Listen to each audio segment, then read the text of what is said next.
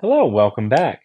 In the past few videos, we've been discussing how to find work or solve a line integral if the vector field is conservative. Well, now let's take a look at, what happens if we have a non-conservative vector field in a closed loop? So, some quick vocabulary that we're going to talk about. One, we have what's called a simple path, which means it does not cross itself, like this lima bean. We call this simply connected. I start and end at the same place, but there's no complications to it. Then we have stuff that's not simply connected. For example, here I have a path here, but I have two paths going in opposite directions on the inside. That's not so simple. And we have, what if we have two separate vector fields or two separate paths?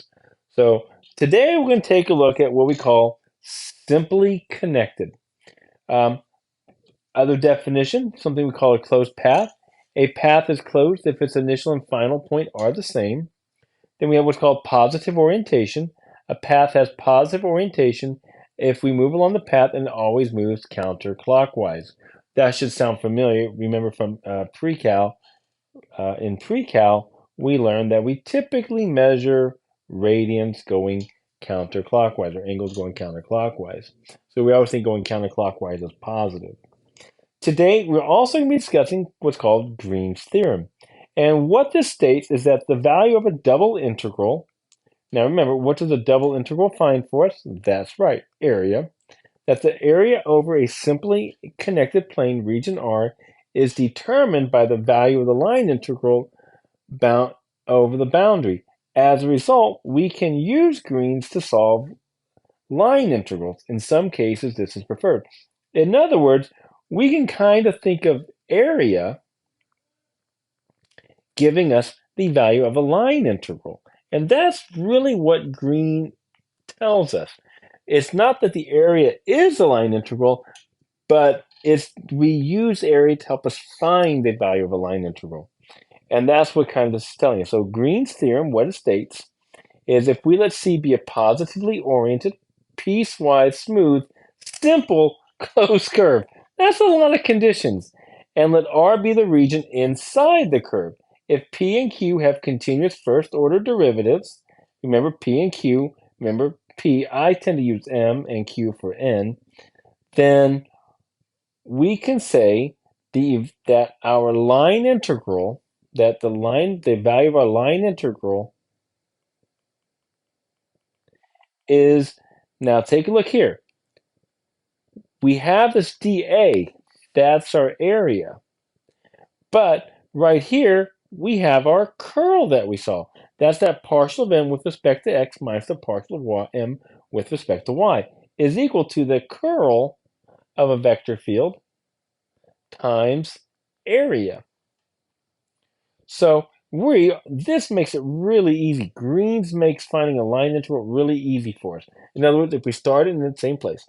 Now, what does it mean if the curl is 0? Well, we saw this in the past two videos. This is going to be conservative. Now, this is pretty easy to solve. If it's conservative, then a closed path would be 0. So if it's conservative, then the work is just going to be 0. We'll see that in an example later on. So we sometimes use an integral sign with a circle on it to indicate a simply closed curve, and that's what we see right here. Sometimes you'll see like a little bit of an arrow saying it's moving in the positive direction. Each of these notations assume the conditions of Green's, which means it's going to be all those conditions are going to be hold true. You don't have to test anything. So let's see why we like Green's theorem. Solve using Green's theorem the following. Here we're given the following vector field right here. We're given the following vector field. There's M and there's N. Where C is the path 0 to 0, 1 to 1 along the function y equals x cubed, and then from 1 to 1, 0 to 0 along the graph y equals x. So notice we are moving in a counterclockwise rotation along our graph. So what does Green say to do? Well, Green says, well, let's take a look up here. We want to find the curl. So let's go ahead and find the curl.